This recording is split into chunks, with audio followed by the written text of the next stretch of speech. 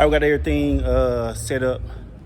All I have to do is basically just pick up all my cables and everything. So somebody asked me about the AFS, the automatic feedback suppressor. So I hooked these up only because you asked, okay? So this is it right here. And what I'm going to do is I'm going to run my iPad, which is what's controlling my my mixer, just to make things easy, okay? And really, I only use these if I'm using microphones, and basically not even for like just a DJ setup, but I only really much just use it for the bands and choirs when I'm running more than two. Basically, if I'm running more than two microphones, then I use it. If it's a performance where there are monitors on the floor, wedges, then I use it, okay? But other than that, if it's just a straight up DJ setup where it's just tops and subs, I really don't use it. But just for you, I got it hooked up, and I'm gonna show you how it works or how I use it, okay? All right, and just for reference, you can see I have purple, red, yellow mic. The first one is purple. Do you see that is selected on purple? And on this screen, it shows that I have channel 1 purple wireless microphone. All right. And so whatever I do here, it happens on the board. All right. So that's first things first. All right. Take those to 0. And so I'm only using 2 microphones, right? Which is going to be my, all right, purple. But I got to recolor code these things because it's really black and white, not purple. So that's my, this one, the black one is my purple. The white one is my used to be red. As you can see, purple and red. So I just got to recolor these things. But let me show you, make sure I got some sound. Check, check, check, check, check, check. Turn my main up because I check, check. All right, there we go. We got sound. Check 1, 2. Check 1, 2. And I'm running through channel 2. I have my red mic or white as we have it. Yeah, like I said, I got to recolor these things. Okay, let's go over to the AFS side. All right, so what I did for you, I'm gonna run this as if I'm feeding back monitors, so wedges. So I put the microphone right in front of, in the middle of the dance floor, facing the speakers. Basically, it's not as if I'm running wedges or anything, but it's just, yeah, check. So what I'm going to do, this is my AFS2. So as you can see, you have bypass buttons, channel 1, channel 2 bypass, wizard, that's like setting up stuff, and then you got menu and then selects and stuff, which is what that does. So what I'm going to do, I know I said I'm going to set it up as if it was monitors, but it works the same way for each one. So what I do, I have this my main left, this my main right, this is monitor 1, this is monitor 2 or center field. All right, whichever one that I whichever one that I set to be to have more priority, if it's monitor 2 or center field or delay, you never put a delay because delay is, you really won't get no feedback. All right, so what I'm gonna do, take my main all the way down. Well, we're gonna follow directions first. So push the wizard, we're gonna select. So this menu comes up when you push the wizard. I'm doing channel 1 and 2, which is my main left and right. All right. If I was down here and I push that wizard button, my channel 1 would be monitor 1 and my channel 2 would be monitor 2. So my main monitors for my lead vocalist, and then channel 2 would be monitor 2 for my backup singers, or it'd be like my center fields. All right. So back to my first box. So we're doing channel 1 and 2. Would you like to stereo link? Yes, I'm going to stereo link these because I want them to, perform together. All right, we already did let's say we already did a rough sound check for all the microphones, okay? What I'm doing, I'm pushing this button in. So push it in, then select. Bypass any noise gates, okay? So I run noise gates on my drums, okay? So what I would have to do, details. So all the gates, is my gate even on right now? Oh, right here. So the gate, I would have to turn them off. All right. So, and that's for all my drums, basically all my drums have a gate on them. So bypass all your gates, right? So let's say we bypass all the gates. Then it says lower your mixer all the way down, which is what you saw me do already. My mixer is all the way down. All right. Do you want to use the default 12 filters? I always do. Well, when I'm doing the main left right, all right. When I'm doing main left right, that speaker is not. That microphone is not in the middle of the dance floor facing the speakers. I only put it right there to where the feedback would pick up really fast. Okay, so normally the microphones will be on the stage behind the speakers. Okay, and when they're on stage behind the speakers, I go with the default 12. Now, when I'm doing monitors, something that's facing the microphones, I do 16. So you can say no and go up to 16. And remember, I said I'm using that as like it's a monitor, so I put the mic and speakers facing each other. So let's go with 16. Okay. Input, select. All right, are we doing music, speech, or both? I always put music and speech because all my shows is with DJ playing music, band playing, somebody talking, stuff like that.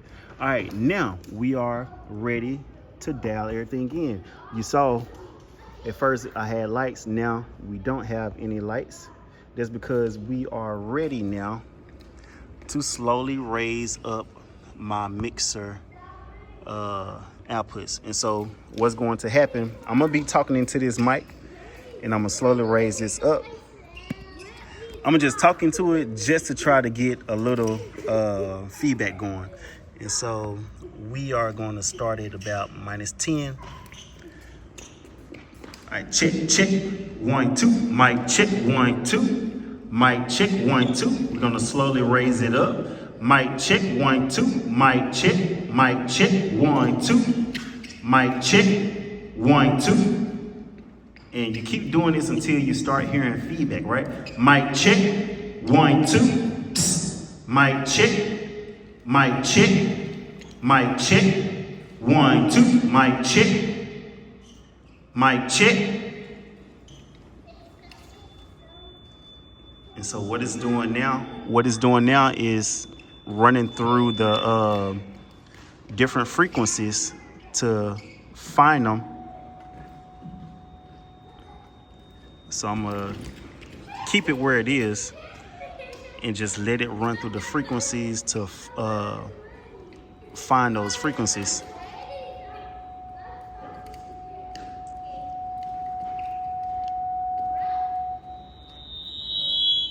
And as it finds them, it's gonna notch them out, right? And basically, I would do that up until this goes all the way to 16. My stuff isn't focusing. Basically, I do that until it goes up to 16, or until, I just maxed out on my, about +5 on my mixer. And then after you're done, it's gonna say, are you done? I'm gonna say yes. Yes, and then it'll be set. All right, the rest of these will be live action filters. So they will pick up sound live, any feedback live, and it'll notch them out. Is it perfect? No, but it'll catch it quicker than a human ear, basically. So let's say somebody pointed a microphone directly at a speaker, a monitor, right there, like 3 feet away. Of course, it's going to feedback a little bit for a little while, and then it's going to catch it, going to notch it out. All right. And then after so long, it'll release that frequency that it notched out. All right. And so after you're done, you just click it in again, fix filter set, it's going to tell you to lower your mixer to, and then filters are active. All right. And now we are, there you go. Do you want to configure another channel? No, I did both my channels, channel 1 and 2. All right. And so now we are good to go. It said to raise your mixer back to performance level. 0 is performance level.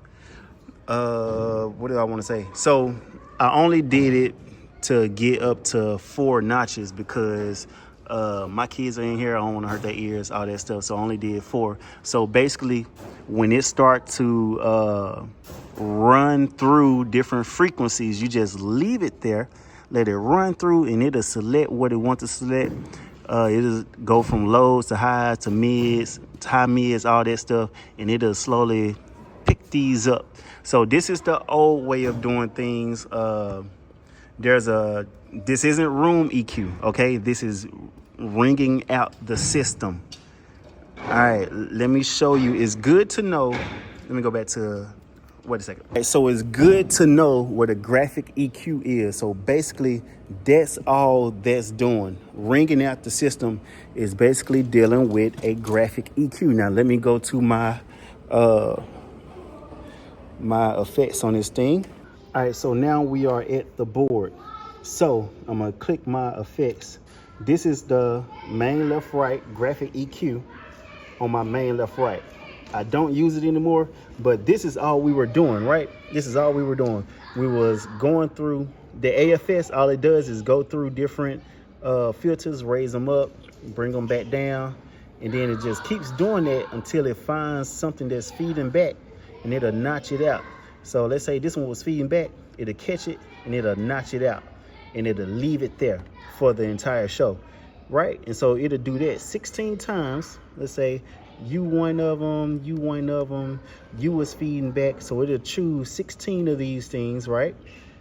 And or however many you allow it to select. It'll choose 16 different frequencies, notch them out, and then the other ones that you have left over out of I think it's 20 or 22, it'll leave those live. And that way, let's say we're performing right now, we already did sound check, all that, I already run out the system. What it's doing is still listening. And so let's say somebody pointed a mic at a monitor, and this start to feedback. It's gonna bring it down for a little while, you know, and then hopefully they remove that microphone from pointing at that speaker, and then it's gonna bring it back to where it is starting point. It's gonna bring it back. So that's what the live ones do. It'll bring it down for just a little bit, and then it'll take it back. So I don't know how long a little bit is, probably 5 seconds, probably 10 seconds, or probably until it just senses that that frequency has evened out. Like, what did it do? It just bring it back to 0. All right, so I'm about to bring all these back to 0. All right, so that's what AFS does. And so if you are asking about getting it for, let's say you do a wedding, it'll be good for weddings, because let's say you want to be extremely professional, you don't want no feedback. And you know, some people, when they giving their toast and everything, they be right in front of the speakers, right? And that's how you know you're going to get feedback, because people don't understand. Some people don't understand you're not supposed to stand in front of a speaker with a microphone. But I see it all the time. People will, it's time for them to give a toast or a speech, and they stand right in front of that speaker. And 9 times out of 10, that speaker is going to feedback, because what is feedback? Feedback is frequencies going into the mic then out of the speaker, back into the mic, out of the speaker again, back into the mic. So just a constant loop of that frequency going into the mic, out of the speaker, into the mic, out of the speaker. So a way to prevent that is with a AFS, or having one of these, or just having a graphic EQ on hand, analog graphic EQ, something like that. So that's the way around it. But easy way is with an AFS, because it does it automatically for you, and it listens live also for you. Almost forgot I didn't show you my routing. So main, left, right. All right. I do not run my subs into the AFS. The subs I do separate. And what I do with the subs to ring those out, I will have the drummer at the drums, and I need the bass player. You need the bass player to play if you're gonna ring out subwoofers, okay? And so what you do is basically what I showed you by learning graphic EQ and all that stuff. You would go to the kit drum microphone, and you would notch up different frequencies. All right, let me come over here. It's two ways to do it, all right? So kit drum microphone is number one, push view. No. I go to the bass guitar, my bad. All right, bass guitar right here. And so basically it's gonna be 1 or 2. So I have 4 free. So all you're doing is notching up different frequencies, and you had a bass guitar player play some stuff, and you find out what is gonna feedback in that kit drum microphone that you're using, and that's how you do it. So I do not do it for my bass, my subwoofers. I don't run my subwoofers through AFS. I do that manually, okay? And so basically you find out, you have your bass player playing, the kit drum mic is wide open, the gate is off. When you find something, you bring it off, you cut it. And I believe this is one of those frequencies at my last gig that I had to cut, right? And so that way, your entire, all your bass isn't just affected. So you only do it for what's going to be playing together, you know, at the same time. That's your bass guitar and your kit drum mic. That's usually what's feeding back off of, is usually feeding back off of your bass guitar. And also low tom also. And if you run out of frequencies or bands to use, then use one of them that's on your kit drum mic, like this one. This is on my kit drum mic. Number 2 isn't being used. So my bass guitar, I have 2 on free. So I have an extra one free on my kit drum mic. And so the last resort, my last resort, is to go to my output for my subs, which is this, and then do it from my outputs from my subs. That's my last resort. All right, back to the routing. This is the cable going to my main speakers. This is the cable going to the other main speaker. So left, right. All right, this is left, right. It goes back there into the AFS. Ew. Okay, well, anyways, it goes into the input of the AFS right there. There we go. So this cord right here, see, comes out. And then this cord right here, which is going to my speakers, is back there also. There we go. So in and out, basically. And then again, in and out. And that's the routing for it. So if I was doing a monitor, my monitor come out of 1, I will put that into the input of 1, which is this. Input of 1, come out of 1. Same over here for my center field or my second monitor. This, right, second monitor, and then run a cable from the AFS into your speaker. So that's the routing. It's just an input and an output.